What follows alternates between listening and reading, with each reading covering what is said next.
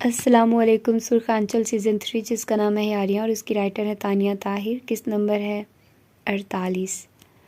हैदर का लगने वाला जूता इतना तेज़ था कि वो लम्हों में होश में आया था। अदा तो जल्दी से भागी, कहीं वो आइस को भी इसी तरह जूता ना मारे। आइस उठिए ना प्लीज़, हमें डर लग रहा है, बाबा बहुत गुस्से में है, वो भीगे भीगे लहजे में डरती हुई बोली, जबकि वो लाश बना टस मस से मस ना हुआ। आइस, उसने उसका चेहरा थाम लिया। आइस ने एक आंख खोल कर देखा, वो परेशानी से उसके चेहरे पर झुकी हुई थी। अभी तो खुश थी कि मुझे मार पड़ेगी, अब रोना आ रहा है, वो सर झटक कर कहता उठकर बैठ गया। हमें तो नहीं पता था बाबा, वाकई में आप लोगों को मारेंगे, वो मुंह बना गई, जबकि आइस ने उसके चेहरे को अपनी उंगलियों की गिरफ्त में जकड़ा और उसके होंठों को पाउट की शेप में गोल करके वो नरमी से झुका और प्यार कर गया, क्योंकि उसकी हरकतों पर प्यार भी तो अलग ही आता था। इतनी प्यारी प्यारी हरकतें क्यों करती हो तुम मेरे सामने, वो आईब्रोज काकर बोला, जबकि अदा ने उसको दूर करना चाहा, मगर वो अपनी मर्जी का मालिक था। यहाँ हमें डर लग रहा है, आप फिर से शुरू हो गए हैं, वो खफकी से बोली। एनर्जी बूस्टर करते रहना चाहिए, चलो हटो अब। बाबा आपको मारेंगे तो नहीं? इस घर में तुमसे और अपने बाप से सबसे ज़्यादा थप्पड़ खाने के रिकॉर्ड है मेरे पास, और अब चिड़िया की तरह फड़फड़ा रही हो, वो सर झटक कर उठा। आधा उंगलियां मोड़ने लगी। आइस उसकी पेशानी पर हल्का सा मुस्कुराया। चलो चलें, वो उसके गर्दन में भारी बाजू डालता, शूज़ पाँव में फंसाता बाहर निकलने लगा। चेंज तो कर लें, वो एकदम सटपटाई, जबकि आइस ने दिल फरेब नज़रों से उसे देखा। ये तो उसके ख्वाबों की ताबीर थी कि कभी वो उसके साथ यूँ रहे जैसे बस उसकी है। आइस ने सांस खींचा और वॉशरूम में घुस गया, जबकि दूसरी तरफ अरियान बाप को देखकर खड़ा हो गया। नीचे लाउंज में आओ, बिल्कुल इसी तरह। यार डैड कुछ तो ख्याल करें, बच्चे तो नहीं है अब, 4 लोगों में इज्जत है मेरी, वो झुंझलाया। नीचे माही भी तो होगी। बड़ी तुम्हें 4 लोगों की परवाह है, रात पीकर जब आए थे तब करनी थी ये परवाह, तब क्यों नहीं याद आया? ऐसे कह रहे हैं जैसे खुद तो कभी नहीं पी, और कसम उठवा ले बिल्कुल नहीं पी थी, ना पी कर भी मुजरिम बन गए। वो झुंझलाता हुआ हैदर के पीछे पीछे बढ़ा, जबकि हैदर का रुख अब अजान के कमरे की जानिब था। अरियान भी साथ हो गया। उसने जूती खाई तो वो सिर्फ जाना और अदा ने देखी, असल मजे तो अब आने थे। हजान को देखकर हैदर ने अपना गुस्सा जब्त किया और उसको खींचकर चप्पल मारी, मगर शायद वो तो ये सब खाने का आदी था। करवट लेकर फिर सो गया।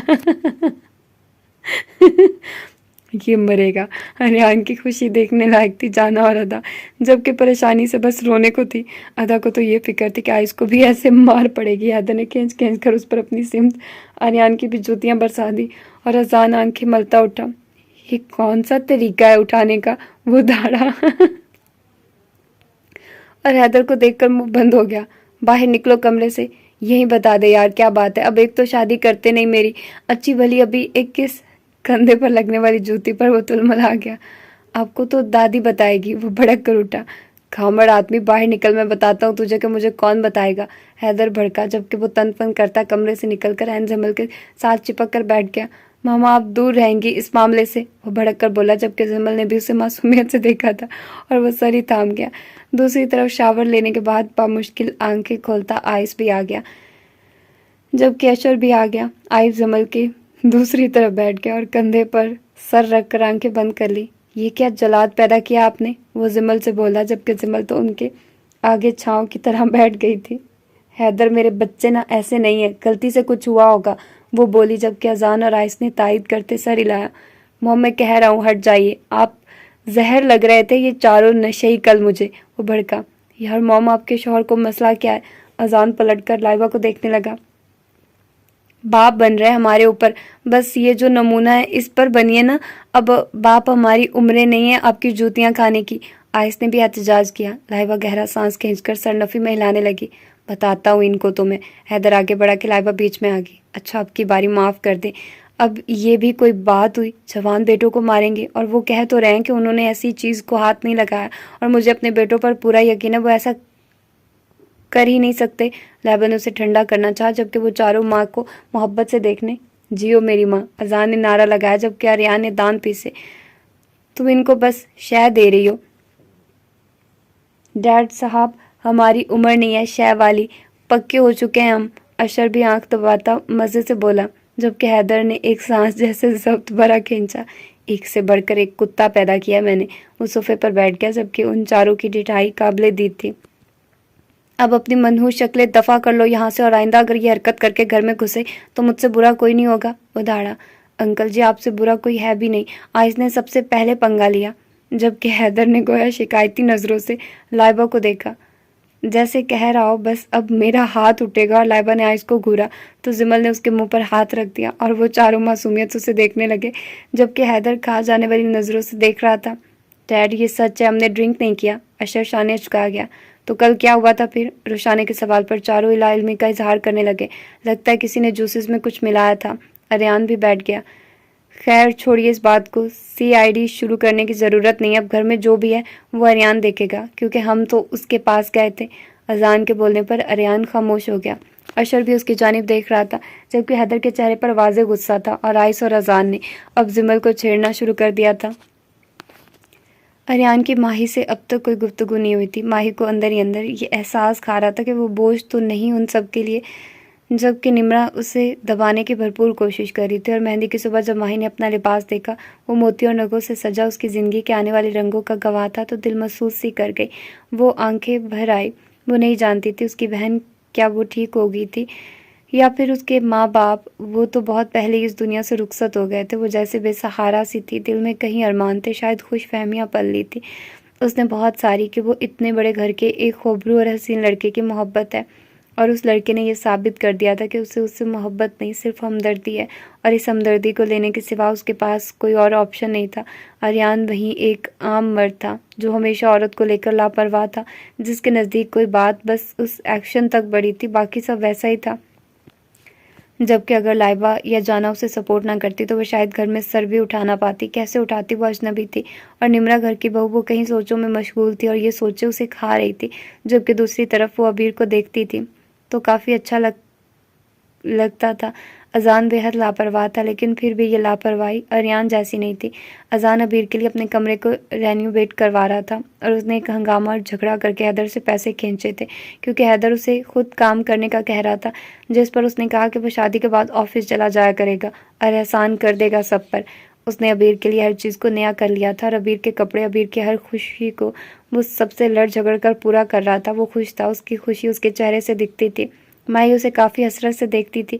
यहाँ सब उसके साथ अच्छे थे, सिवाय उस शख्स के जो मोहब्बत का दावेदार ज़रूर था, मगर ये कैसी मोहब्बत थी जिसमें वो पलटकर उससे कुछ नहीं पूछता था। बस वो उस घर में थी, वो सिक्योर थी। क्या इतना काफ़ी था उसके लिए? भाभी जान क्या सोच रही हैं? अजान के एकदम बोलने पर वो ज़रा चौंक कर उसे देखने लगी, फिर हल्का सा मुस्कुराई। कुछ भी नहीं, आप बताइए, कोई काम था? वो बोली तो अजान ने सरनफी में लाया और उसके आगे फूलों का जेवर कर दिया। मोम ने स्पेशली कहा था जैसा अबीर का आएगा वैसा आपका आएगा। अब जाना भाभी तो आहल में लगी हुई हैं और आइस अदा महारानी को हिलने भी नहीं देता। तो बनफ्से नफीस ये शहजादा आपके लिए ये सामान लाया, कबूल फरमाइए। वो झुककर बोला, जबकि वो खिलखिला दी। उसका अंदाज ही मिजाया था। बहुत शुक्रिया देवर जी।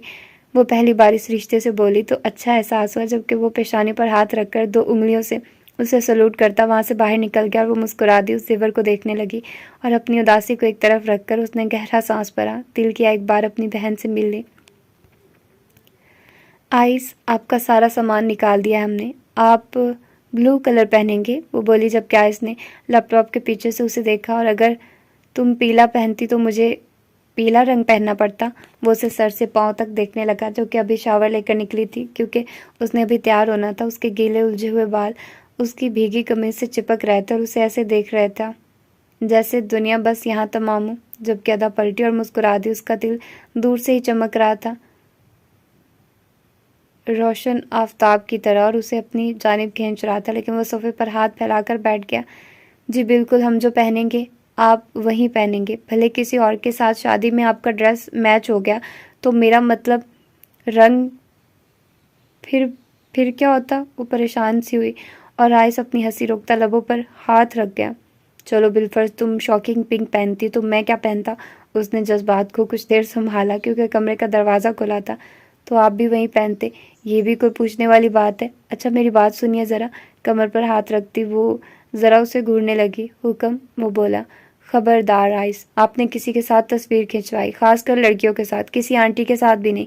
और कोई आपको बुलाए तो कान बंद कर लीजिएगा। बल्कि एक काम कीजिएगा, आप ना जहाँ पर सब बड़े हों वहाँ रहिएगा। और आपने किसी की तरफ नहीं देखना, और किसी से बात की तो वो अपनी ही जॉन में बोलती चली गई। ये देखे बिना के वो उठकर उसके बिल्कुल सामने आ गया है। उसने उसके भीगे होंठों पर अपनी हथेली जमा दी। अदा बड़ी बड़ी आंखों से उससे देखने लगी। कहा था ना तुम किसी से जेलस नहीं होगी, वो घूर कर बोला। आइस, लेकिन सब आपसे चिमट जाएंगे। वो मुंह बसुर गई। मैं तुमसे चिमटा रहता हूँ, काफ़ी नहीं है? वो उसकी बड़ी बड़ी आंखों पर प्यार करने लगा। नहीं है काफ़ी, वो उसके सीने पर हाथ रखकर बोली और दबाव डालकर उसे दूर करने लगी। आह, वो सर दाह भर गया। जाने आए साहब का हुक्म सबसे पहले, कहीं तो दुपट्टा लेकर महफिल में फिर लूँ, वो झुककर बोला, जबकि वो हंस पड़ी। नहीं, अब ऐसा भी नहीं है। वो मुंह पर हाथ रख के खिलखिलाए। अब थोड़ा सा छूने दो, मुझे पागल कर रही हो तुम रफ्ता रफ्ता। वो उसकी भीगी कमर पर अपना हाथ रखकर उसे अपनी सिमत खींच गया, जबकि अदा जल्दी से दूर हुई थी। अदा, वो जरा झुंझलाया। अब थोड़ा इंतजार करे ना। वो शर्मा सी गई। आइस ने शाने अचकाए। मुझे तुम ऐसे भी मेरा इश्क लग रही है, और वैसे भी तो दूर भागने का फ़ायदा। प्लीज़ ना। वो जल्दी से उसकी बाहों के आसार से निकलकर अपना सूट उठाकर बाहर भाग गई, जबकि आइस बालों में हाथ फेर गया और दोबारा लैपटॉप पर बैठ गया। चार्जिंग डाउन होने पर उसने मुनीब को कॉल की। यार तुम अजीब आदमी हो, कितने दिनों से तुम्हें कहा हुआ है लैपटॉप का चार्जर नहीं है। वो ज़रा गुस्से से बोला, जबकि मुनीब एक्सक्यूज़ करने लगा। नॉनसेंस। वो उठा और बाहर आया। आवाज़ लगाकर अजान से पूछा, लेकिन वो तो शायद पहली बार शादी कर रहा था। मजालो किसी की सुन ले। अरियान के रूम्स में आया, लेकिन उसका लैपटॉप ही नहीं था। वो अशर के पास जाता कि साथ ने रोक लिया। तुम कहाँ जा रहे हो? रेडी क्यों नहीं हुए अब तक? वो बोला। बस मुझे थोड़ा काम था, मुझे लैपटॉप का चार्जर चाहिए, वो बोला, जबकि साथ ने सर हिलाया। खैर, रूम में से ले लो, उसने कहा, जबकि आयशा हिलाकर उसके रूम की तरफ बढ़ गया। और वो बेध्यानी में उसके रूम में दाखिल हुआ तो कमरा खाली था। उसने अंदर आकर इर्द गिर्द देखा, जबकि ड्रेसिंग रूम से निकलती निम्रा आयश को पहले देख चुकी थी। रफ वाइट ट्राउजर शर्ट में वो बिल्कुल आम सी हुलिया में भी इस कदर खास और हसीन लग रहा था कि वो अदा की किस्मत से हसद खाने लगी। उसने एक नज़र आईने में खुद को देखा और बाहर निकल आई। आयश ने अपने पीछे आवाज़ महसूस किया और वो पलटा तो निम्रा उसके पीछे ही मुस्कुरा रही थी। कुछ चाहिए था? वो ज़रा अदा से बोली। आयश को लम्हों में अपनी गलती का शदीद एहसास हुआ और वो सरनफी में हिलाता बिना बोले वहाँ से जाता कि निम्रा ने बिलाखिर जुर्रत करके उसका हाथ पकड़ लिया। उसकी आंखें एकदम फैल गई। ये क्या हरकत है? वो घबरा उठा। उम्मीद जो नहीं थी ऐसी हरकत की तो कोई बात नहीं है, तुम तो पूरी दुनिया की प्रॉपर्टी हो कोई। भाई तुम्हें चाह सकता है, छू सकता है और तुम्हें आई लव यू कह सकता है, निम्रा ने ढिठाई से कहा, जब क्या इसकी पेशानी पर बल डाले। हाँ, कोई भी कर सकता है, लेकिन मेरी भाभी नहीं। उसने निम्रा का हाथ झटका। भाभी कहकर मुझे ऑकवर्ड फील मत करवाओ, रिलैक्स करो। मेरे ख्याल से तो मशहूर लोगों को बहुत अच्छा लगता है लड़कियां उन पर मर मिटे। अच्छा एक बात बताओ। शट योर माउथ, वो धाड़ा। 2 लम्हों में मैं तुम्हारी औकात सारे घर को दिखा सकता हूँ, लेकिन इस घर में कोई सुकून का फंक्शन नहीं गुजरा और आज मेरे भाइयों की मेहंदी है, तो इस बकवास को अपने मुंह में रख कर मुझसे दूर रहो। तुम्हारी असल सूरत तो मैं इस शादी के बाद साद को बताऊंगा। वो खिलखिला उठी। चलो शादी तक मान लो, मुझे तुमसे मोहब्बत है बेपनाह। तुम इस घर में सबसे ज़्यादा खूबसूरत हो। तुम्हारा देखने का स्टाइल, तुम्हारी चाल, तुम्हारा लिबास, और तुम जब किसी औरत को छू, वो उसके बाजू को अपने हाथों में समेटकर अपने दिल का हाल बयान करने लगी। जब क्या इस दंग था, उसने निम्रा को झटका। I just warn you, don't tease me. और घिन आ रही है मुझे। घिन खा लो, लेकिन शादी तक मोहब्बत ही कर। आइस का हाथ उठा और निम्रा ने उसका हाथ पकड़कर अपने चेहरे से लगा लिया। आइस, अदा की कामती आवाज़ पर जैसे वो पलटा था। ये बात उसके दिल से बेहतर कोई नहीं जानता था। और फिर अदा की आंखों की हैरानगी, उसके सर से पांव तक आइस के लिए तैयारी, उसका पूर सजा था उसके लिए, और उसकी आंखों में अश्क थे।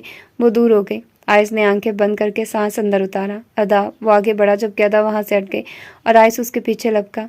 निम्रा अपने नेल पेंट पर फूंक मारने लगी। उसे बिल्कुल डर नहीं था कि साद को कुछ खबर होगी, क्योंकि वो पहले ही कह चुका है। वो बदमज़गी नहीं करना चाहता था। वो खुश थी कि ये सब हुआ। अदा तो वैसे भी दुनिया जहान की बदगुमान तरीन लड़की थी, उसके लिए इतना ही काफ़ी था। अदा, मेरी बात सुनो। वो तेज़ी से नीचे भागती अदा को पुकार उठा। आइस, तुम अब तक यहाँ खड़े हो? डैड इंतज़ार कर रहे हैं यार, अशर आजिज़ सा बोला। आइस ने जबकि अदा को वहाँ से भागकर दूर चले जाते देख लिया था, वो दांत पीस के अब बस नहीं चला। वो तोड़ दे हर चीज़।